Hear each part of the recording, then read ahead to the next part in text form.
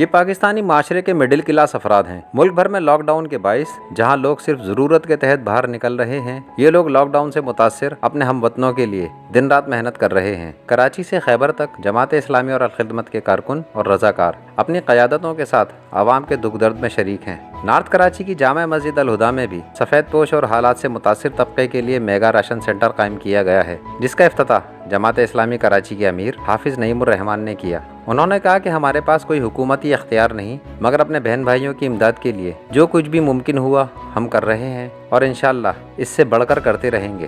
اور اس وبا میں جو پوری دنیا کو اپنی لپیٹ میں لیے ہوئے اور لاک ڈاؤن کی کیفیت ہے، ظاہر ہے کہ خطرہ تو سبھی کو ہے، لیکن تمام احتیاطوں کے ساتھ ان کارکنوں نے اپنی جان ہتھیلی پہ رکھتے ہوئے عوام تک پہنچے ہیں۔ پہلے مستحقین کی تلاش کی ہے اور پھر ان کی عزت نفس کو ملوث رکھتے ہوئے راشن ان تک پہنچایا ہے۔ پورے ملک میں الحمدللہ جماعت اسلامی کی پوری تنظیم اس وقت رضاکار بن کر الخدمت کے پلیٹ فارم سے کام کر رہی ہے، اور اس کے نتیجے میں بہت بڑے پیمانے پر لاکھوں لوگوں کو جو ہے ہم نے ریلیف پہنچایا ہے۔ یہ اللہ کی طرف سے ہے کہ اس نے یہ توفیق دی ہے تو یہ کام ہو رہا ہے۔